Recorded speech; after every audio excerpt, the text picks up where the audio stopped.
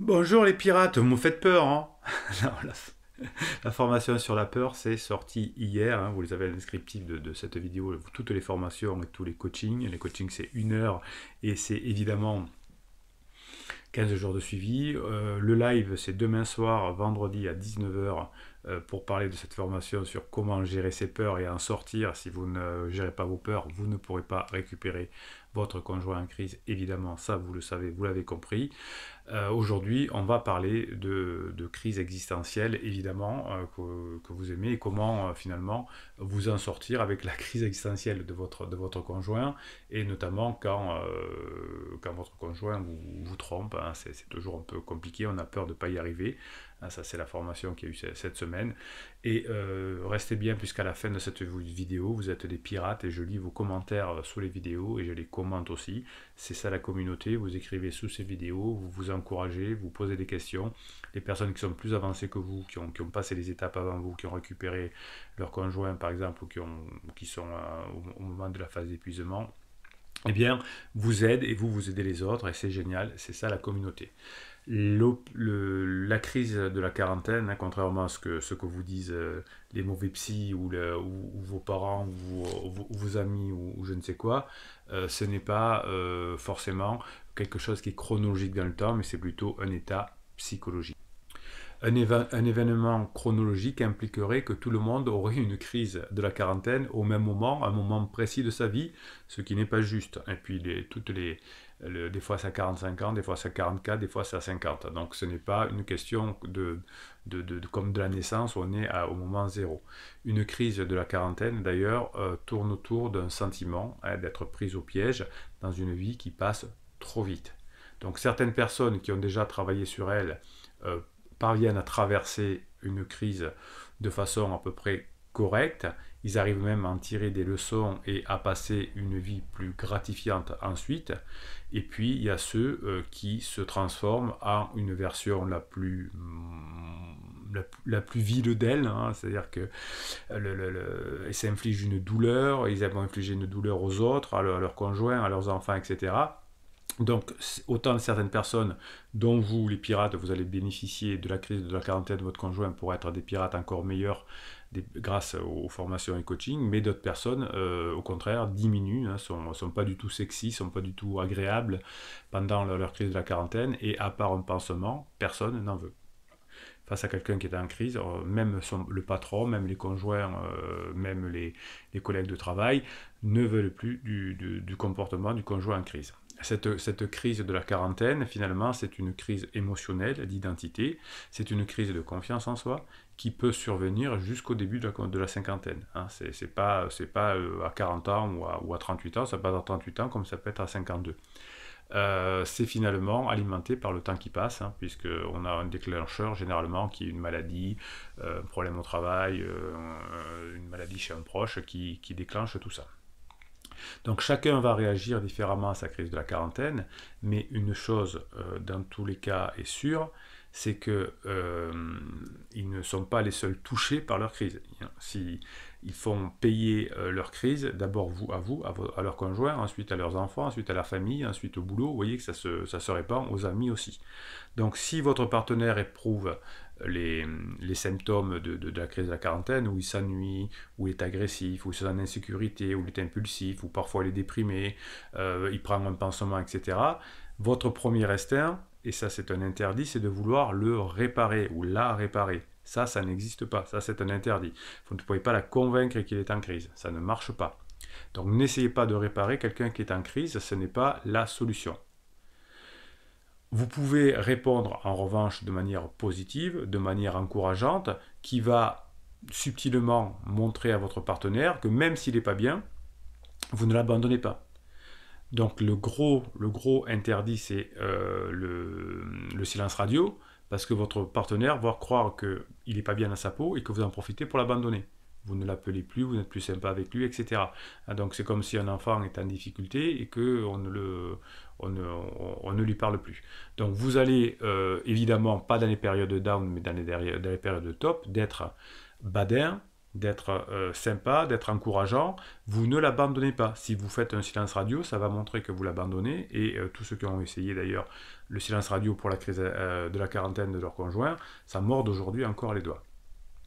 Donc vous allez travailler sur vous, pour prendre sur vous, parce que c'est dur, hein, quand son conjoint est en crise de la quarantaine, mais vous allez garder la tête haute, vous allez vous entourer, vous d'amour, hein, vous faites ce qu'il vous faut, du sport, de la méditation, de la neurohypnose, vous vous formez bien évidemment, parce que chaque fois que vous apprenez quelque chose, ça vous encourage, ça vous donne la patate, ça vous permet de comprendre, hein. Donc pendant la crise de votre conjoint, formez-vous, profitez pour avancer vous dans votre vie, hein, ça c'est super important. Donc si votre conjoint est en crise, sa crise vous affecte aussi. Donc je vais vous donner quelques conseils dans cette vidéo pour effectivement passer au mieux la crise de la quarantaine de votre conjoint. Donc si vous êtes obsédé par toutes les émotions qu'il a pendant cette période, ou qu'elle a pendant cette période incertaine, vous allez devenir chèvre. Donc aussi difficile que cela puisse paraître, vous devez accepter pendant la crise existentielle de votre conjoint que vous n'avez aucun contrôle sur ce qu'il fait ou ce qu'il ne fait pas. Vous n'avez aucun contrôle sur quelqu'un qui est en crise existentielle. En revanche, vous avez un contrôle total sur vous et sur ce que vous choisissez de faire, sur vos actions. Quand vous acceptez de travailler sur la peur, comme dans la formation qui est sortie hier, vous avancez dans votre vie. C'est le meilleur moment pour adopter un travail sur vous qui va devenir un plaisir, qui va devenir un loisir, parce que vous allez apprendre à maîtriser votre être. Et vous savez que l'on passe de l'être instinctif, hein, de l'être animal, quand on est dépendant de papa et de maman. Ensuite, on est dépendant de ses émotions et de ses pensées. Et ensuite, on devient spirituel et on se maîtrise. Et si vous arrivez à vous maîtriser grâce à la crise de votre conjoint, non seulement vous avez des grandes chances de récupérer votre couple, mais vous allez vous sentir mieux dans votre vie. Donc vous pouvez, en plus des formations, faire du bénévolat, faire du sport, choisir des lectures, etc. Donc vous allez définir des limites claires à votre comportement. C'est vous qui décidez de votre comportement. C'est une bonne façon d'éviter le mauvais comportement. Vous dites, je ne m'emporte plus. Quand la personne est en down, je sors de la pièce. Sinon, ça va vous causer trop de stress. Donc fixez-vous des limites. Face au down de votre conjoint, n'essayez pas de le raisonner.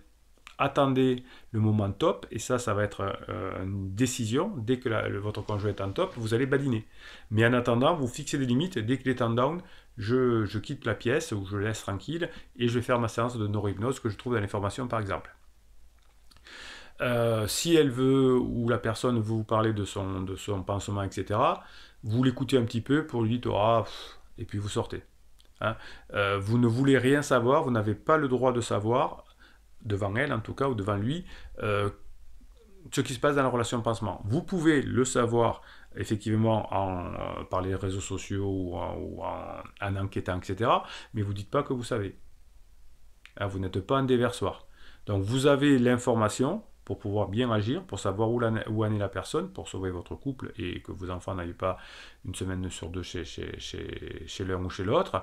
Et en revanche, ne rentrez pas dans le triangle amoureux. Ça, c'est un interdit. Sachez ce qui se passe, mais faites semblant de ne pas savoir. Donc si votre conjoint en crise vous en parle, passez à autre chose. Alors l'instinct, ce serait d'y répondre, dire « Ah, t'as vu, il te manipule, etc. » Vous me le dites souvent en coaching, mais si vous avez besoin d'avoir des informations, et ça je le conseille plutôt, vous le gardez secret. Hein. La vérité, ça, quand il s'agit d'une crise de la quarantaine, c'est que votre partenaire fera tout ce qu'il peut pour faire des choses pour diminuer sa souffrance. Donc vous n'êtes pas le réceptacle de sa souffrance. En revanche, vous allez lâcher prise par rapport à ces moments difficiles de votre conjoint. Vous allez bosser sur vous pour montrer que vous, ça va, que vous êtes un soutien, que ça ne vous touche pas tant que ça.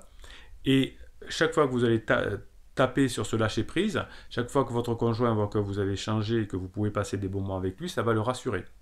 Ce n'est pas le moment d'avoir des conversations, notamment pendant la phase d'alarme. La phase d'alarme, c'est les 4 premiers mois ou les 6 premiers mois.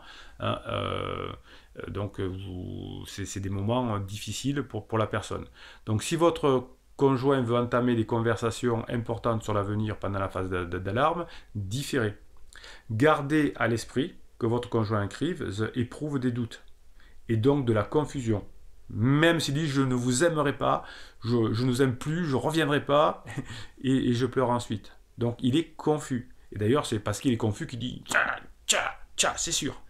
Donc écoutez-le, écoutez-la, mais gardez-vous de tout commentaire sarcastique on verra, en disant oui, on verra plus tard, etc.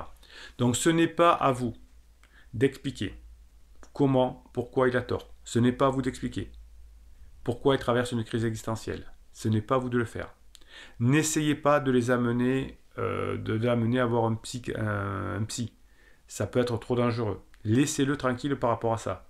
N'essayez pas de montrer que vous avez raison. Quiconque traverse une crise de la quarantaine doit le comprendre à ses propres conditions. Il faut du temps. Donc vous, quand il est en down, vous laissez tranquille pour ne pas mettre de la propulsion. Et quand il est en top, vous badinez, vous sexualisez et vous avez de l'humour. Ok?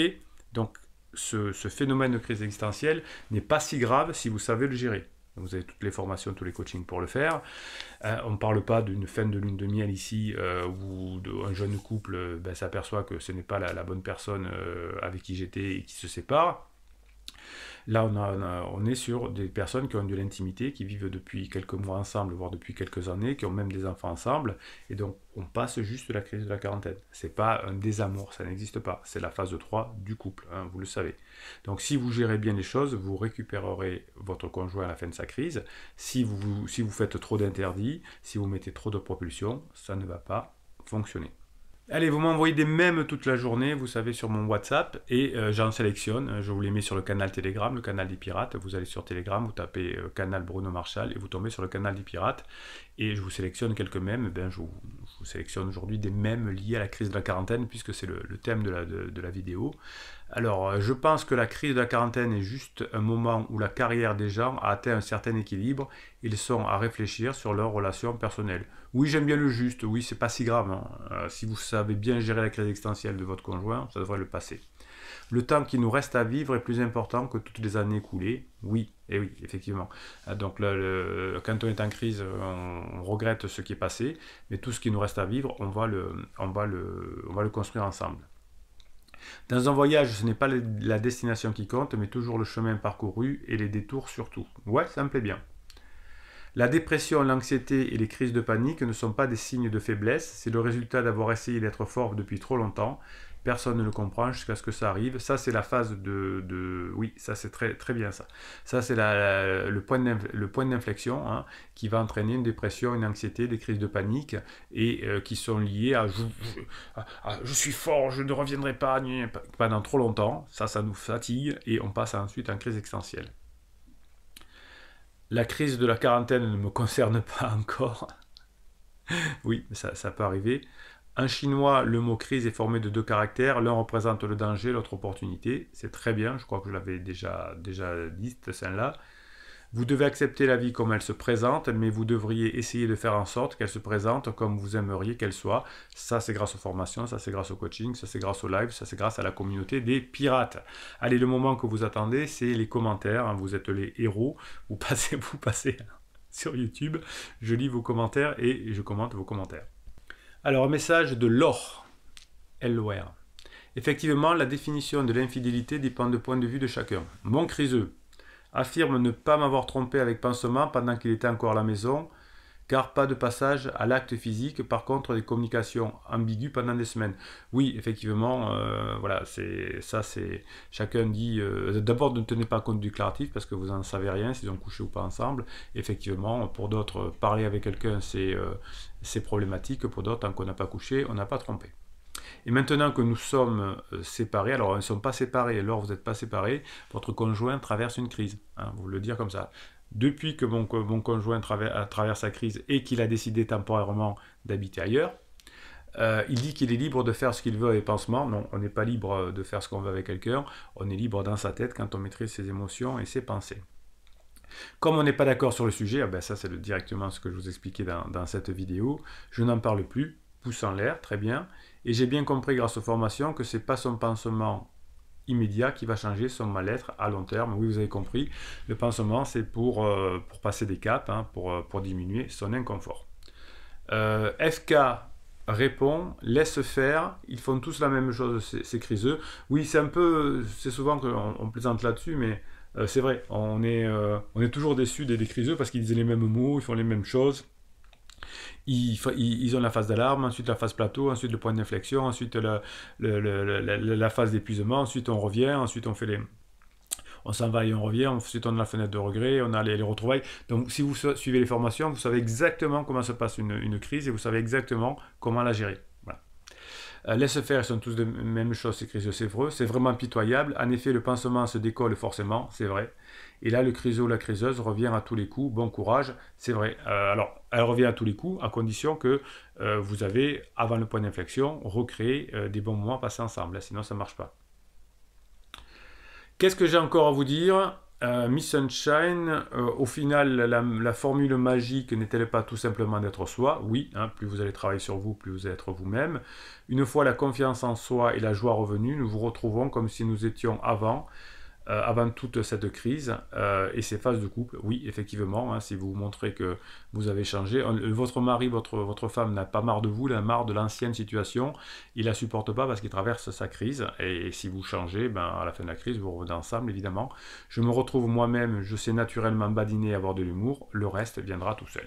Parfait, ça c'est des pirates. Alors les pirates, vous encouragez, vous mettez des notes, je vous y réponds dans ces vidéos. Et Bruno Marchal, il vous demande de vous abonner à cette chaîne, n'importe quoi Bruno. Et Bruno Marchal surtout, il vous dit descriptif de cette vidéo pour les coachings et pour les formations. Et il vous dit on se retrouve demain matin à 6h30 pour la prochaine vidéo. Et surtout demain soir à 19h pour le live. Portez-vous bien, Bruno Marchal, il vous dit à demain.